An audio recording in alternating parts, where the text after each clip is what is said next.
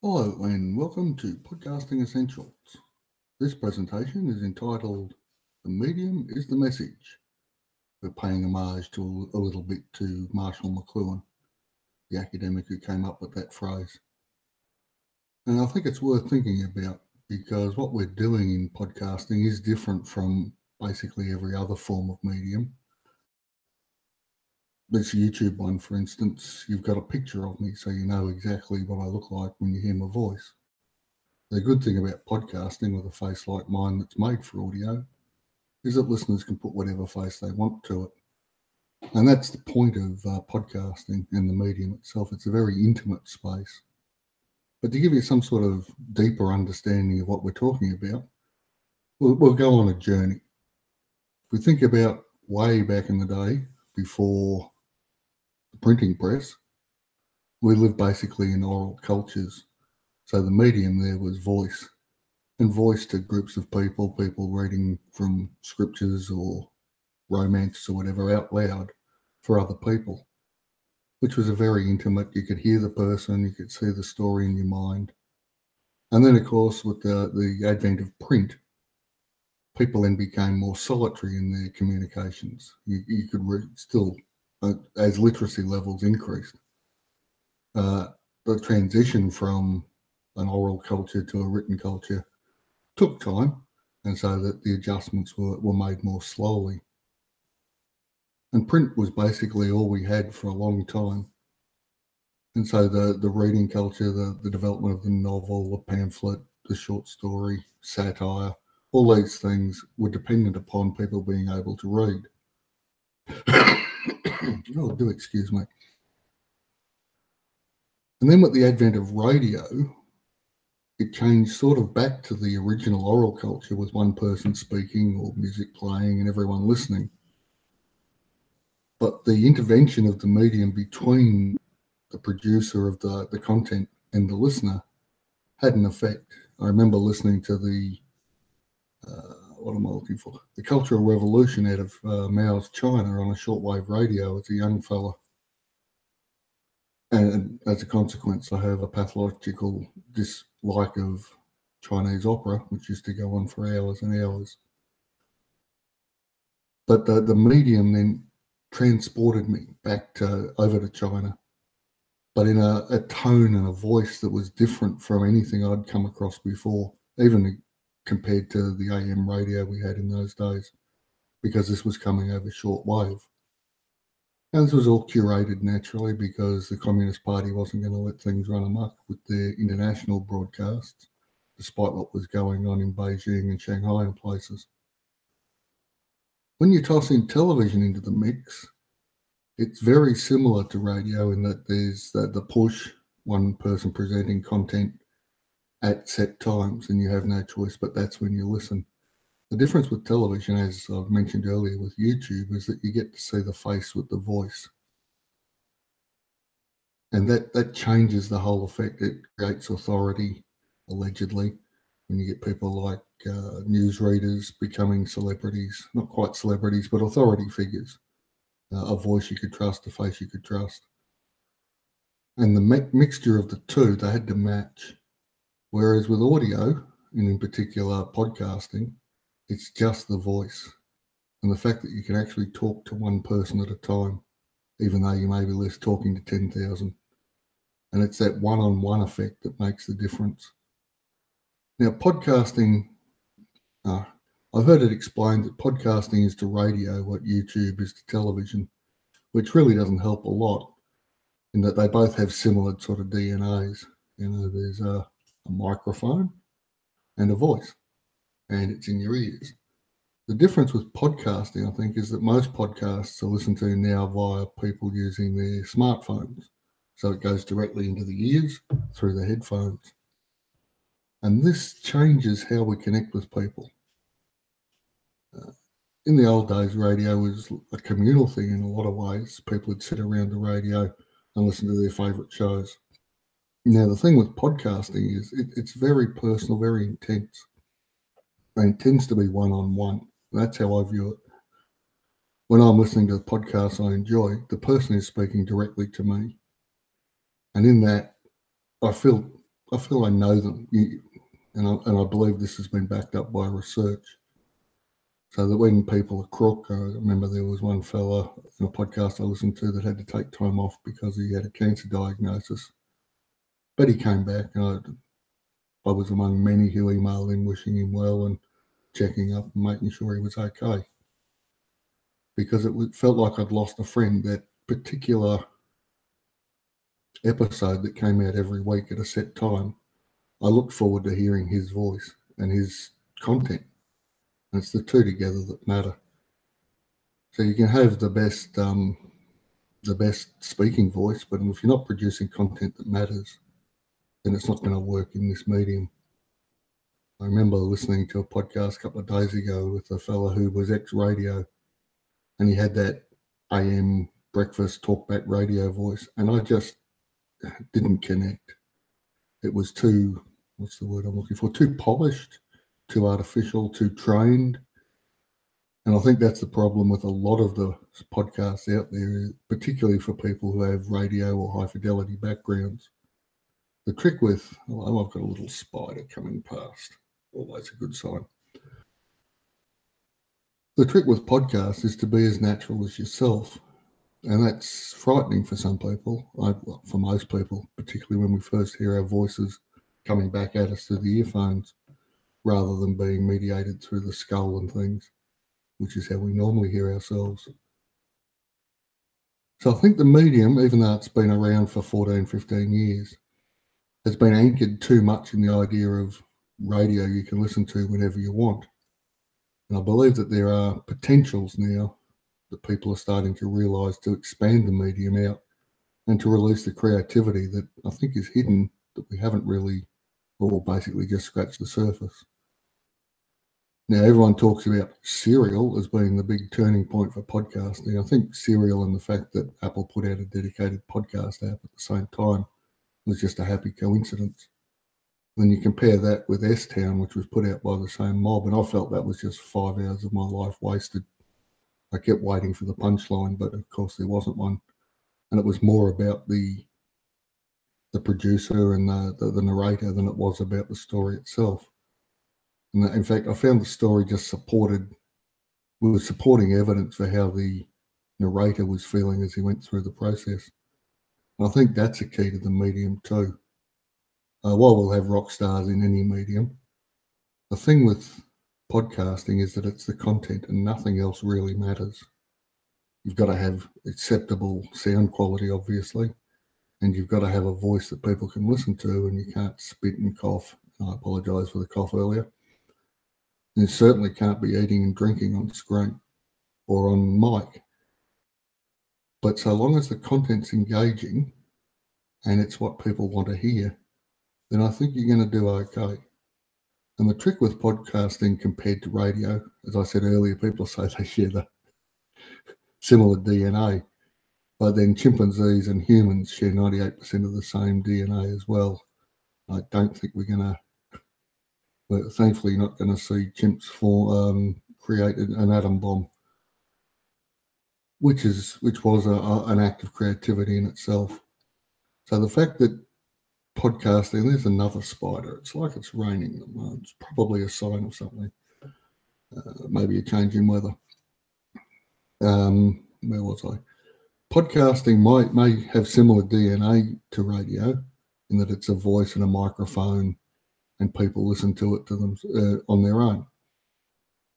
But I believe we've got potential here. We need to think deeply, and it's something that's been on my mind for months. That I'm sure there's another layer that I haven't quite got to, and I'm yet to hear in podcasts that I subscribe to. And I do listen to about 200 a week, so there's a fair breadth there. And basically, they're mostly fairly different from each other. So I'm getting different styles, different thoughts. And we've probably overdone the number of interview shows we need to hear. But if it's the interview show in a niche or a particular area that you're interested in, then maybe there's potential. The trick to remember is with podcasting, and the nature of the medium is, as I said before, it's a very personal medium. and therefore it speaks directly to what people are personally interested in.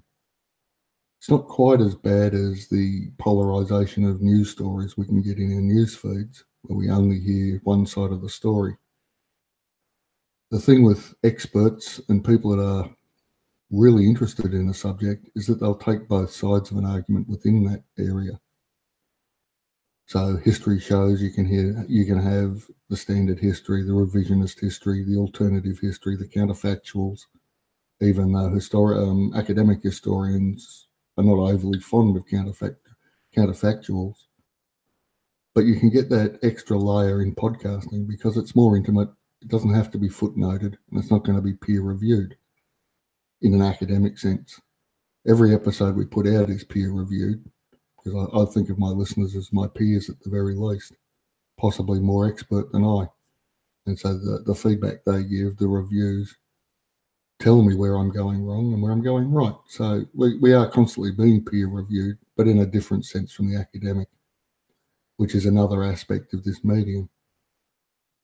And because it's open to anyone, and anyone in the world can listen, the reach is amazing. And yeah, there are people who are still on dial-up around the world, so we have to craft our episodes so that they can download them in a timely fashion. But there's also people with, super high speed broadband and all the rest of it. And that's not going to affect them either way, whatever size our files are.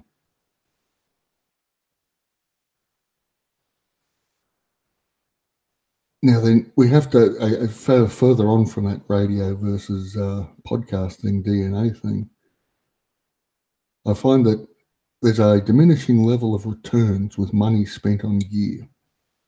So you can get the highest quality studio level. Hello, we've got young Richards joining. Hello, young fella. There he is. All the way from Australia.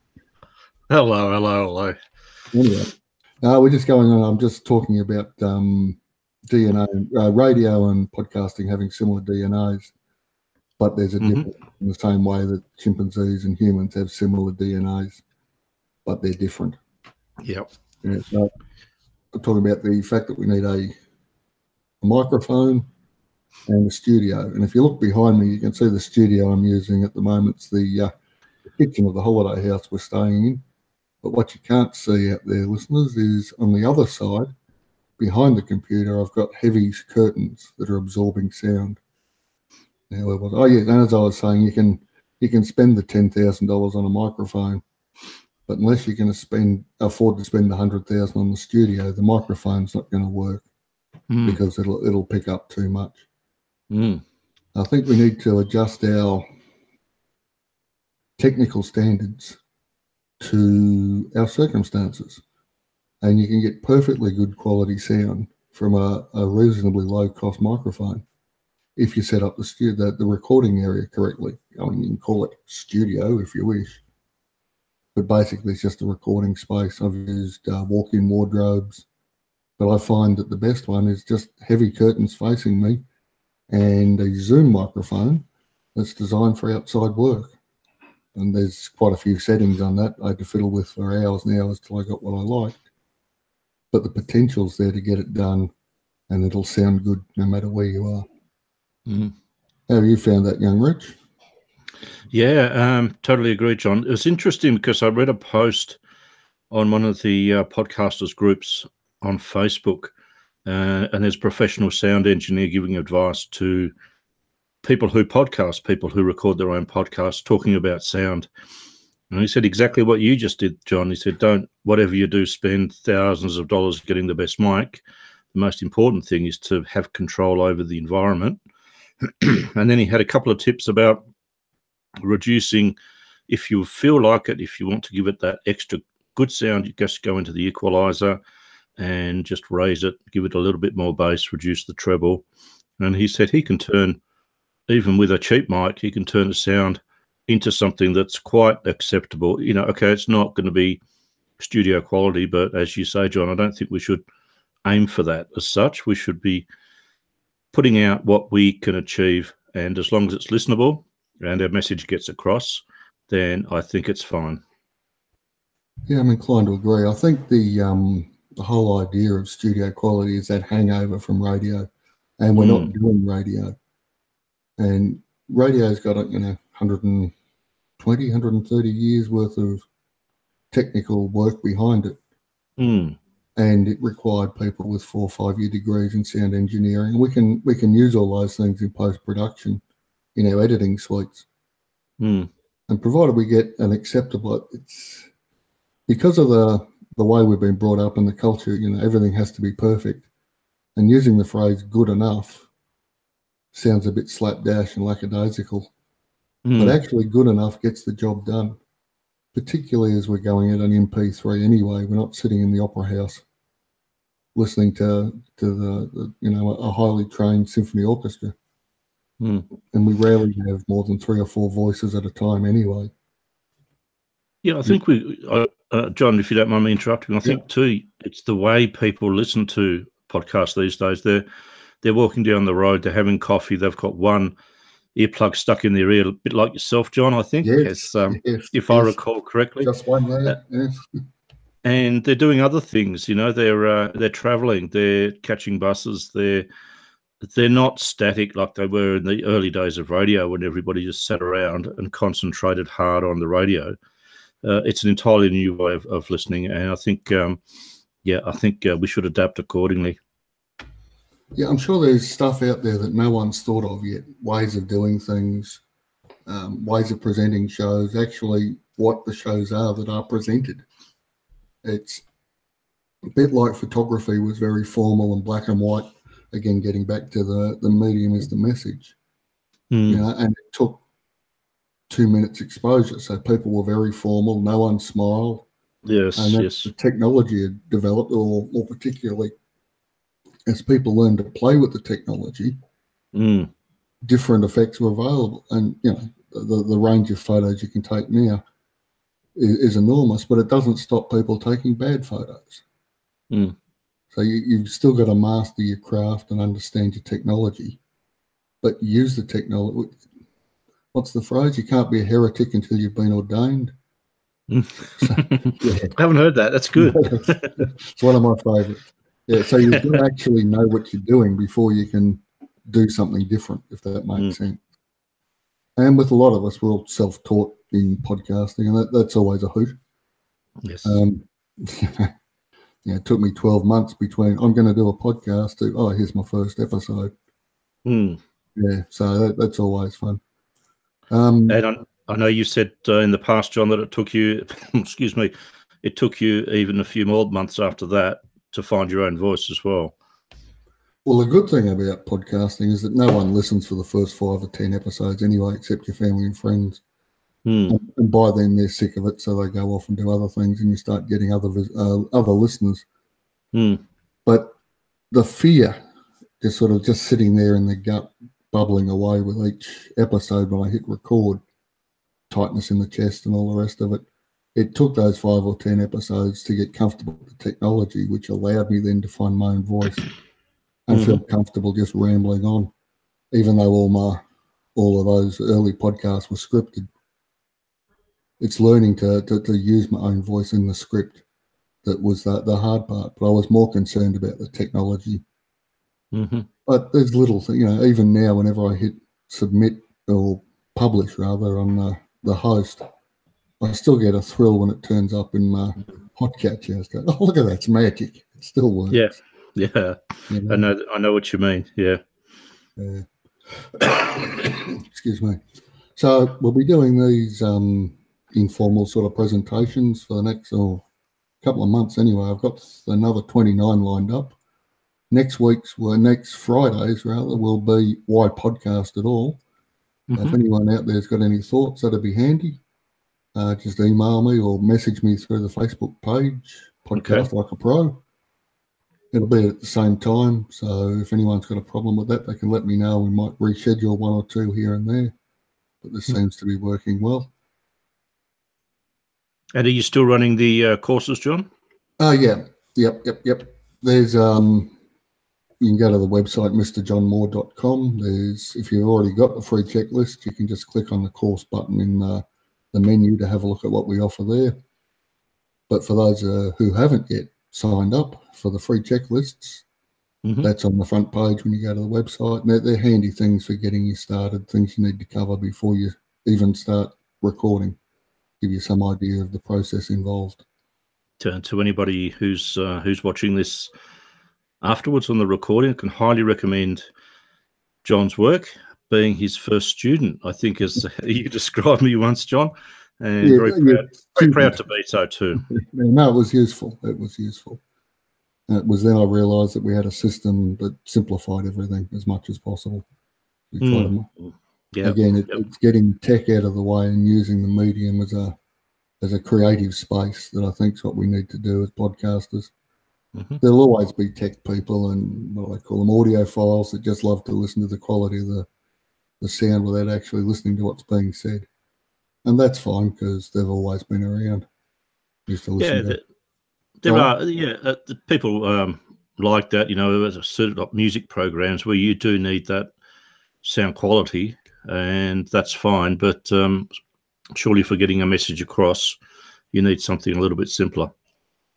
Indeed. And I think there's an episode coming up in a little while on copyright, speaking of music and what you can and can't use legally. And if no one's listening to your podcast, no one's going to care. But if you suddenly get famous and you're doing 10,000 downloads an hour, music owner might come looking. So yes. Get it right to start with, and you don't have to re-record everything or re-edit things. So. Absolutely. Well, I think that's probably about it for the message as the medium. I think we need to think deeply about what it is we're using as podcasters and let the subconscious bubble away and come up with new ideas. Okay, excellent, John. Are these going to be on every Tuesday night here, about 7 minutes to 7? Is that going to be a regular spot? Yep, we're going to be doing, it's 9:30 here in the Republic of Ireland, is when I started, and it'll be 9:30 Tuesdays and Fridays here, which will be about 6:30 Tuesdays and Friday evenings in Australia. Okay. And some other time earlier than that in the US, probably early in the morning, I think. But we'll always put them up on the website as a replay. So if you missed it live, you can catch the replay. And I'll rip the audio out and do it as a podcast as well. Okay, John, thank you very much for that. That was very informative. Sorry I was a bit late. Better late than never, Mr. B. Good to see you. All right then. Well, we'll close this one down, and I'll see people and talk to them next Friday. Thanks for listening. Thank you, John.